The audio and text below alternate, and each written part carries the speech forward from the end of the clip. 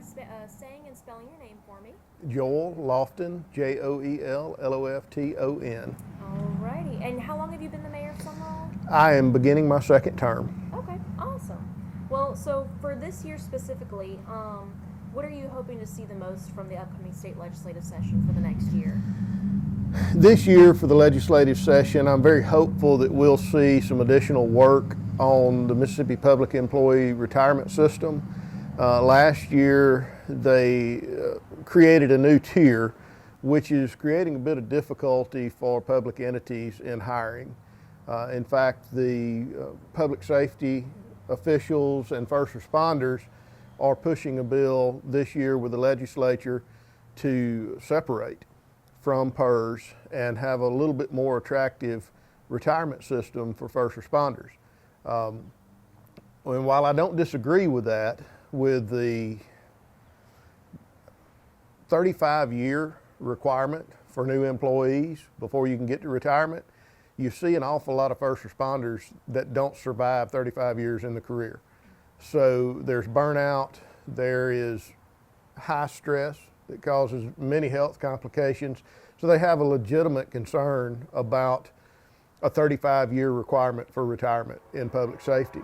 But I would also say, we traditionally think of public safety being firemen, putting wet stuff on the hot stuff, policemen coming when no one else wants to show up for a tragic event or a violent event or just an event where you need a responder. We traditionally think of those, but in a small town such as Sumrall, you would be extremely upset if your water doesn't come on. You would also be extremely upset if the sanitary sewer didn't work and your commode wouldn't flush. Those are vital services that we provide, and for a small town, an important part of our employment package is retirement. So even though I fully support the first responders having a shorter retirement term, it makes it very difficult for us to hire public works personnel who could go private industry and have a very, very competitive pay rate when they come to us and look and see, well, I would have to work 35 years here.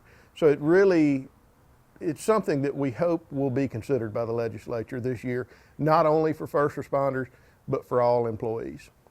Okay. Now, to go on to the PERS, just because in one of our previous interviews, another mayor actually expressed some concern about PERS. Has the new changes, the new tier and all that kind of stuff, has that made any difficulty with hiring first responders in Sumrall that you have seen at all? A 35-year requirement of work gives just about anyone pause. When you look at a 35-year requirement to become a police officer, that puts you 35 years plus 21 years of age, which is the earliest you could begin here. That's 56. That's 1 year short of required retirement federally for law enforcement. So Mississippi's earliest possible retirement is only 1 year shy of when many agencies require law enforcement to retire. So yes, I think it does create an issue. We are an all-volunteer fire department here, but as the town grows and as businesses grow and our resources increase, we may look at trying to hire fire personnel. And I think that this will create difficulty. It's just, when you look for a job, you shop around to see benefits.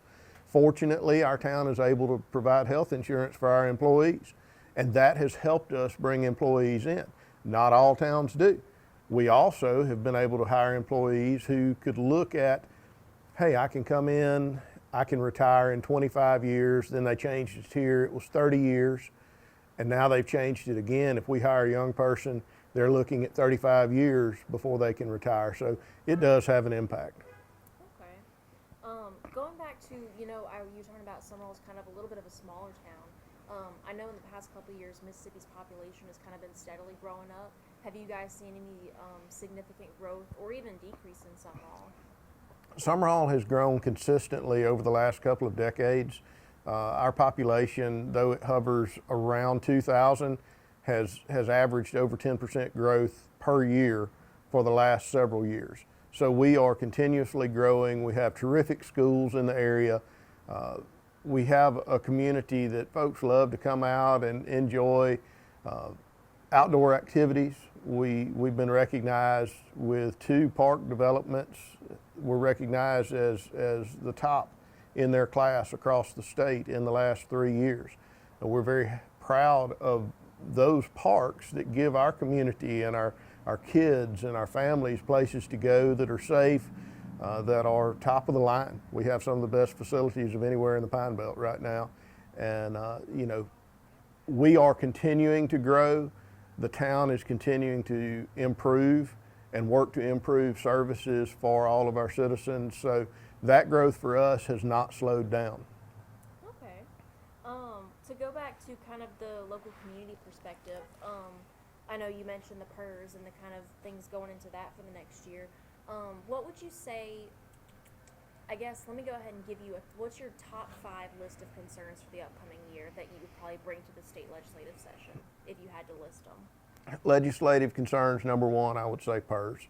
That impacts every department we have here, whether it's public safety, public works, or even city hall. You know, the ladies that manage our billing for the town, that manage all of the operations here, that is important, and that is a vital concern. Another concern, last year we started the walk down of grocery store taxes. That is something that I think we need to watch very closely.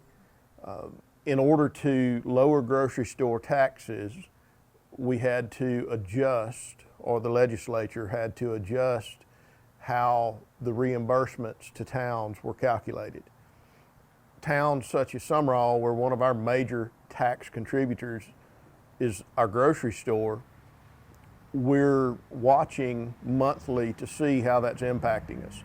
We have had fair tax revenue from sales tax for the first 3 months of this fiscal year, but in comparison to previous years, for the months of August, September, and October, they are a bit lower than they've been.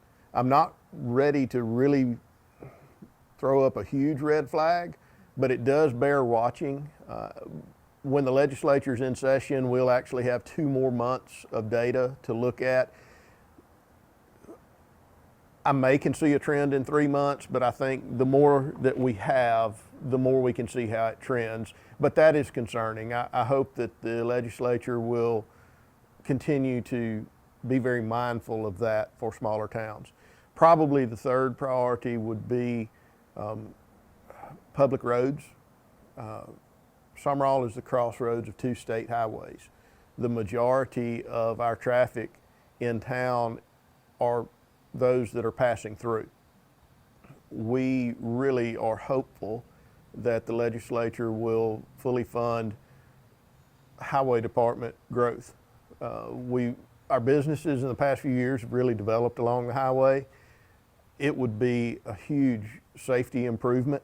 It would be a huge improvement for access to our businesses and even our residences if we were able to improve the highway system as it passes through Sumrall. We have a bridge that needs improvement. It's not for the town to do, it's state highway. And the major highways here, we can't actually make the improvement as the town.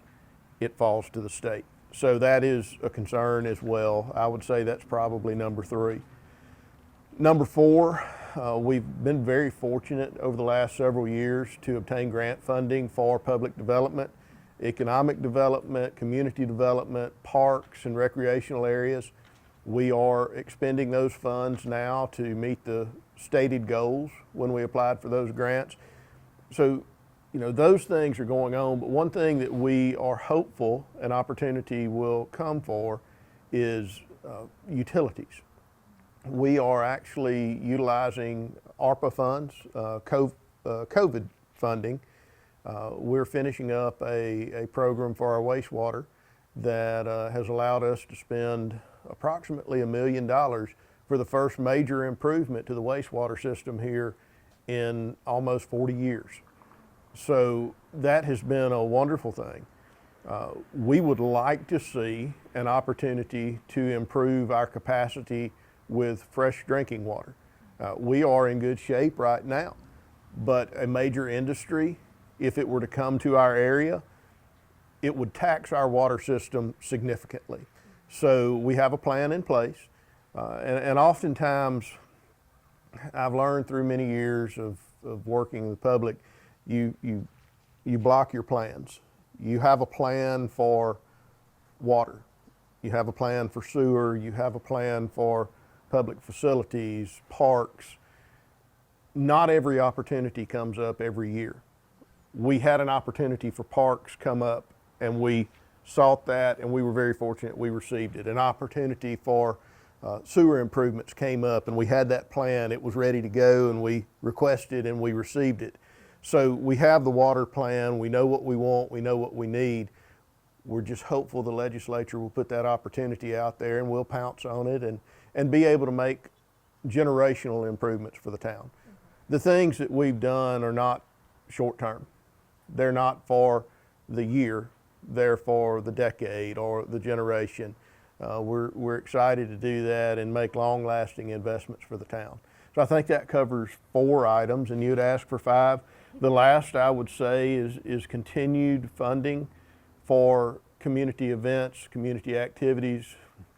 One of the great opportunities that we've seen our neighbors in Columbia, in Petal, and some of the surrounding areas is the development of recreational areas.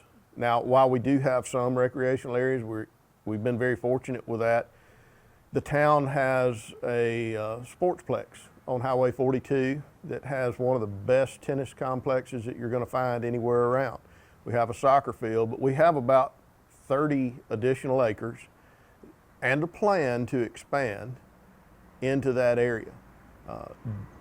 Completing that expansion would allow us to host tournaments, host events, and put some dollars back into the local economy.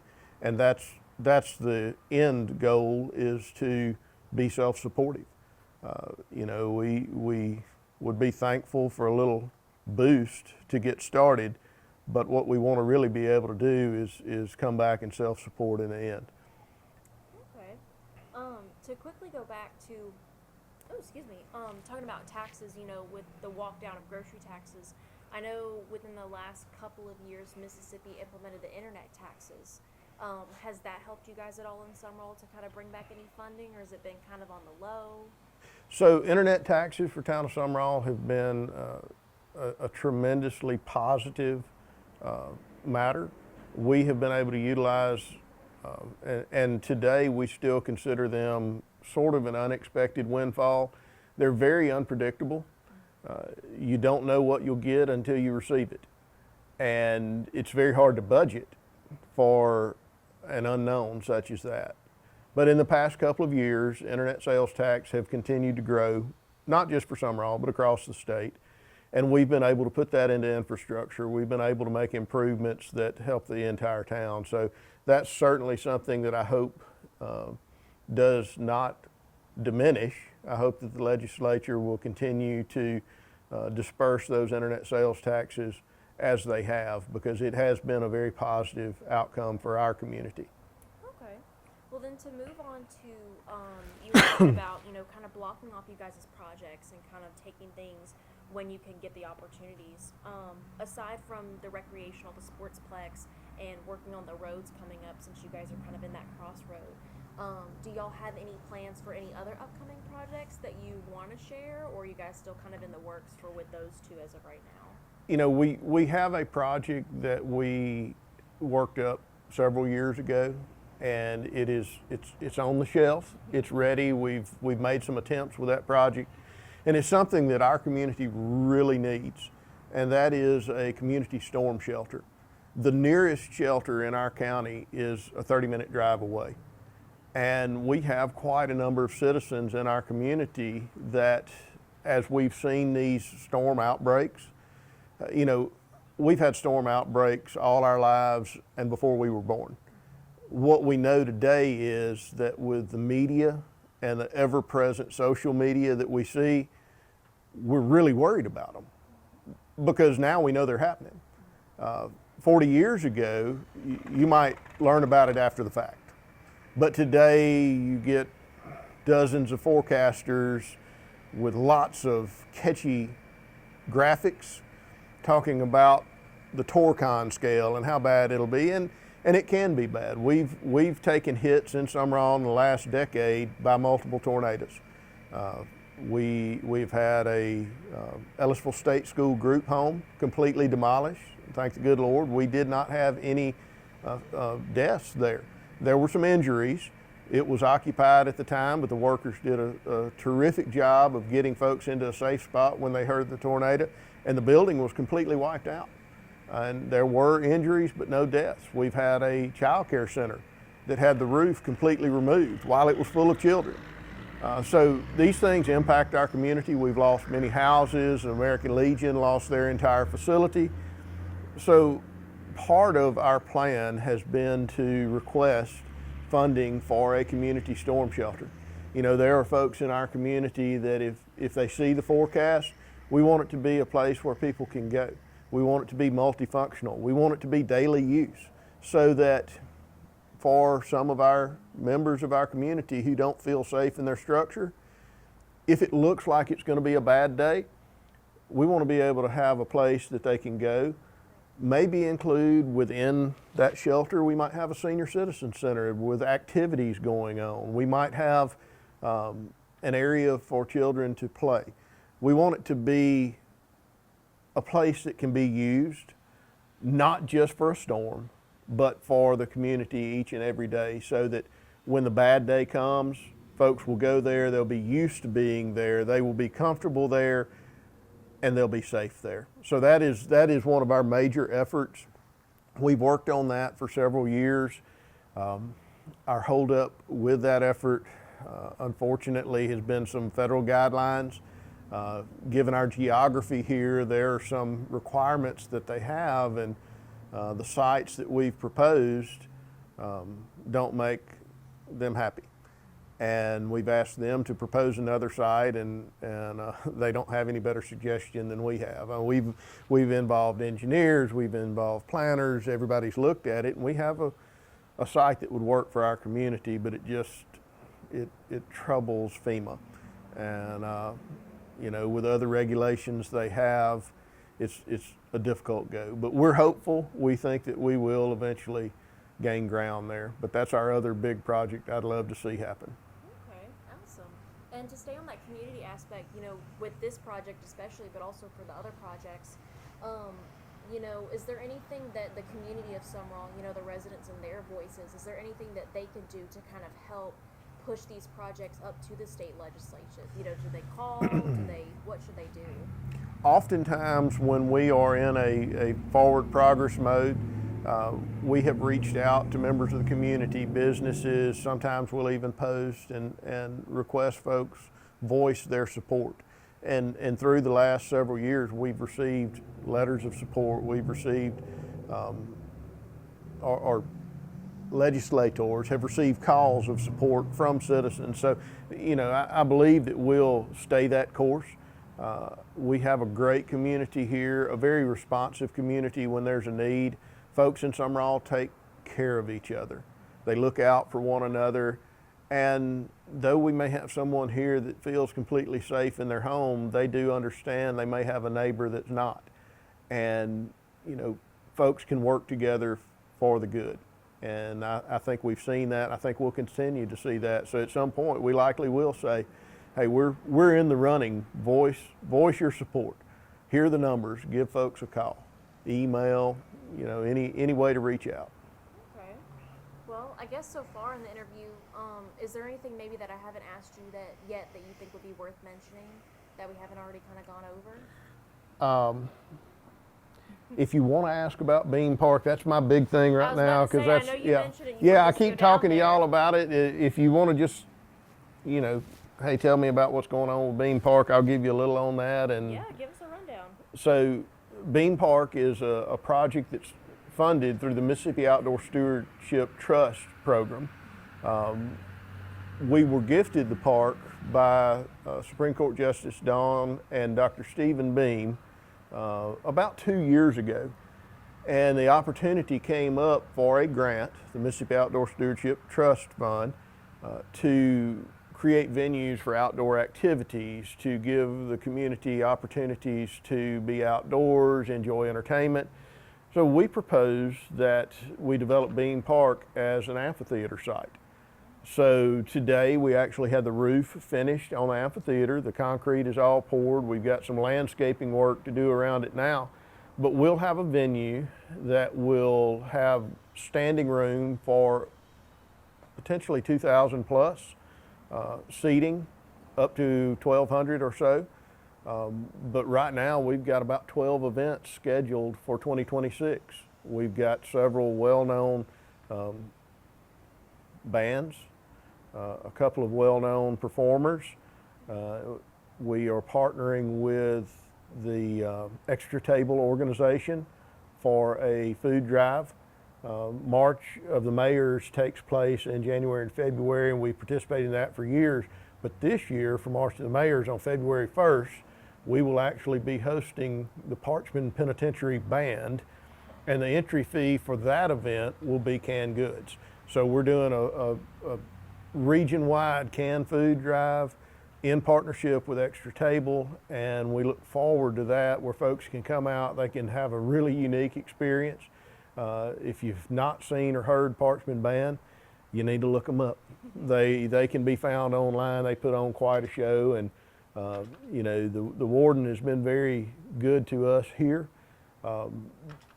His residents at Parchman will eventually re-enter the community, and it's his goal to give them opportunities to get out into the public, to interact in positive ways, so that when they return to regular life outside the walls of the prison, that they'll have opportunities to do regular things. So we're looking forward to that. We've got a couple of other events scheduled that I think will be drawing quite a few folks. Beam Park is right on the rails to trails, and for years, citizens in Sumrall have traveled to Hattiesburg all the way on the rails to trails. They would travel down to Hattiesburg and eat at Strix. What we want to do is reverse that traffic. We want Hattiesburg to come to Sumrall and enjoy a show. Several family movie nights are set. We've got several acts coming in, probably have some weekend music festivals as well. So we're looking for a lot of good activity here in 2026. Okay, that's awesome. Do you know the names of any of the other bands that you guys have coming up, just out of curiosity? I do. I know them, but I'm not sure I can call them out right now. That's okay, you're good. I can get that to you. Jeff Bates is confirmed. Okay. Jeff Bates, Mississippi Moonlight, will be doing a show together here, or not together. Mississippi Moonlight will open for Jeff, and Jeff will play. We are working with Kaylee Clark, our very own Kaylee Clark from Sumrall, Mississippi, and we hope to have her here. We're working on a blues event with a couple of pretty well-known blues performers. If you're in Hattiesburg or Laurel area, you would be very familiar, but they've not been confirmed, so I'd rather not say who they are yet. I'm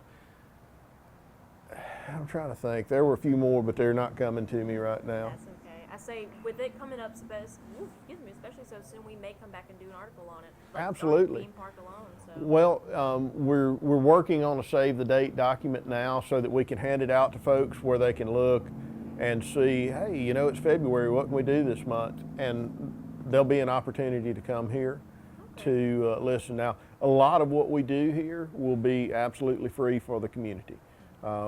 We are trying to do some of the larger acts. We're probably going to do some ticketed shows for a nominal fee, but there are operation costs that, you know, the town of Sumrall just can't entertain everybody.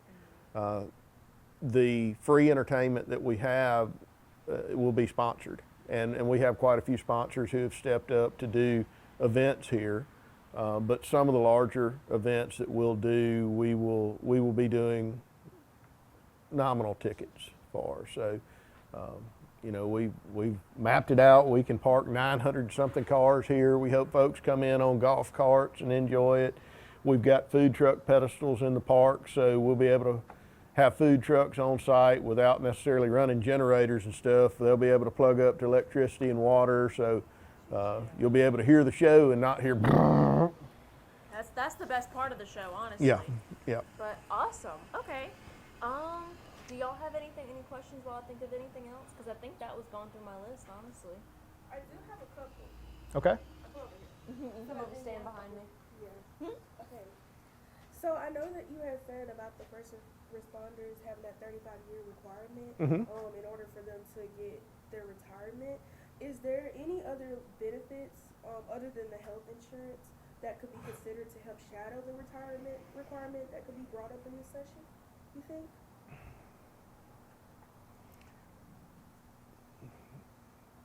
You're catching me a little cold on that. No, it's okay. I'm sometimes a bit of a linear thinker, and you know, in thinking of benefits that can be offered, I think of what we're legally able to offer employees here. Then that's insurance, it's pay, and we can only pay for hours worked. We can do overtime when that comes up, and then retirement. You know, retirement is a combination of employee contribution and city contribution or town contribution or county, whoever they're working for. So off the top of my head, I don't know of other enticements that we might use. I have heard that there are some mortgage programs for first responders. I'm not familiar with that, but those run through some organization apart from the town. But I'm not exactly sure what other enticements the legislature. You know, I've thought for years, very similar to the way that teacher pay has a baseline guarantee by the state. I've thought for years that first responder pay, it would be excellent if there was a baseline that was provided. You know, the town of Sumrall has to come up with 100% of our first responder pay. Now, a school district is reimbursed the baseline for teachers. I'd love to see the legislature consider a baseline, and then that would allow towns such as Sumrall, other small towns, and even Hattiesburg as a larger city to possibly incentivize with a little bit better pay. You know, in the last 4 or 5 years on average, we've had to bring our town employees up by 25%. Some slightly more, some slightly less, but we've had to increase their pay by 25% to be competitive with fast food, to be competitive with other employers in the area who would be pulling our employees very easily. Similar work, private sector, generally much better pay. So that's one of the things that baseline salary, if the legislature would consider that, but that would be a tremendous amount of funding. Okay, and what are Sumrall's top infrastructure needs? I see there's a lot of like building going on around here, and you did say that the city is like a growing community. So do you know if the city will also be building like new homes for families coming to the town? So as far as building homes for families, that's not a business that the town gets into, and I'm not even sure how that could legally be executed in our setting. We have looked for grant opportunities to help. We do have some elderly, disabled, and disadvantaged community members that we would love to see helped. And from time to time, those grant opportunities do come up. The best that we've been able to do in the last several years is to invite housing and urban development in and try to work with those residents for the programs that are available, but those mainly work directly from the U.S. Department of Housing and Urban Development with the citizen. We have tried to facilitate, but we really, other than saying, it'd be good if you could talk with you, once they start talking, we really don't have a role. There's not a spot for us in that situation. But infrastructure-wise, we did a major evaluation of our wastewater treatment system, we found that with continued growth at the same rate we've seen over the last 2 decades, we will not have issues for the next 40 years with the wastewater infrastructure that we have. Now, that doesn't mean that we aren't still making improvements. We're spending $1 million because in the evaluation we find that, well, we have a pipe here that when the internet was put in, they drilled through it. We have a pipe here that goes into a junction that when the creek flooded some number of years ago, some of that water got there and washed things away, so we need to make a repair. So we're repairing, but the system as a whole had a very healthy update and check to say, hey, we can support continued growth for at least as long as the system has existed. The system was built in the 80s, and the evaluation we had just a couple of years ago at continued growth as we've had it will get us that far. I mentioned water earlier. We would love to see an opportunity to improve water. We've got the project over here. As soon as the opportunity comes up, we'll pounce. We're okay at the moment, but we do know for continued growth, that is something that will be helpful. And if funding falls short, which projects or services will be most impacted during the new session or after the new session? So right now we have budgeted conservatively for the year. As far as funding falling short, we're very comfortable with our funding. We have very strong estimates as to the monies that we'll have available this year. So I'm not concerned about the current fiscal year for the town. If tax revenues are not where we would like them by the end of the year, when we budget for the following year, we will probably first look at pay increases. We try to help our employees as best we can each year, but we would look there. So many of the projects that you see going on right now, there's a lot of work going on, but they're all grant funded. So we're not actually having to spend a lot of local dollars. Most grants have a match, but for every dollar we spend, we're spending 20 cents of our local money, 80 cents of grant funds. Some of the grants we have, we're spending 100% grant funds. So we're very, very fortunate right now. But if we do have to tighten our belt and cut back, first we will look at the categories that we try to grow each year. Then we will look at new purchases.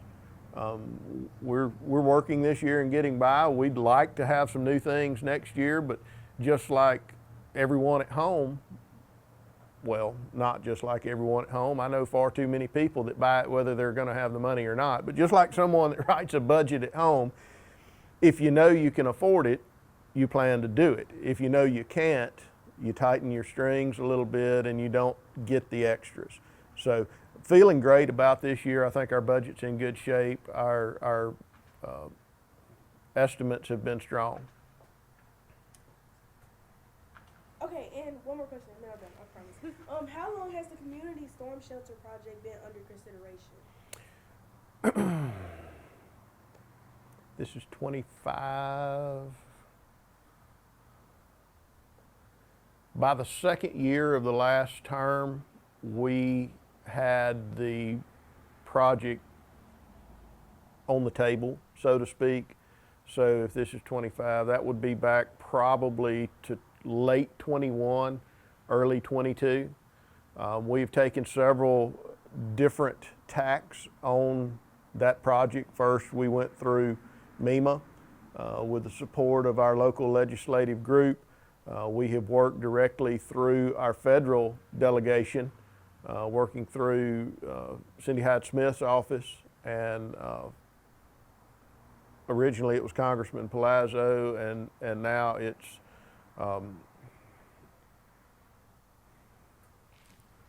wow. It's okay. It's okay if you don't know. It happens. I do know. He's a good friend of mine. Oh. I can't even tell you my name right now. It's time to clock out. Yeah, it is. It's time to clock out. I have 2 more meetings tonight, though. So, oh my goodness, I can see him. He came here to see me. Wow. You can text back to me the name once you figure it out. That'll be all right. This is really embarrassing. I do the same. Wow. I've just completely zoned out right there. You're Um, fine. You can email it to us. I say you can email, you can text me the name, but Was I there did the anything else you exact wanted same to add thing. on to that? To No. wrap it all up, or? Yeah, we've been working on it. We've had our basic plan for 2 or 3 years, and our plan really is to take that to the sportsplex. There's such a, one thing is we'll have the infrastructure. I don't believe in doubling up on things you don't have to double up on. We'll have massive amounts of parking. We will have plenty of infrastructure. If it's there, it can be used daily for multiple uses. If you stick it out in the middle of nowhere where there's no other reason to be there, you're building a very expensive building to use 2 or 3 times a year. If you put it where there's a concentration of people all the time, it gets used all the time. And that's a better expenditure to me. So Mike Ezel, Representative Mike Ezel, he has been good to our community. Stephen Palazzo was good to our community, but Representative Ezel has worked with us on that, as has Senator Cindy Hyde-Smith, Senator Joey Fillingane in the state Senate. He's been a huge supporter of us as well here, and has worked hard for our community. So thank y'all for your time. Thank you. I say we, especially with 2 more meetings after this in a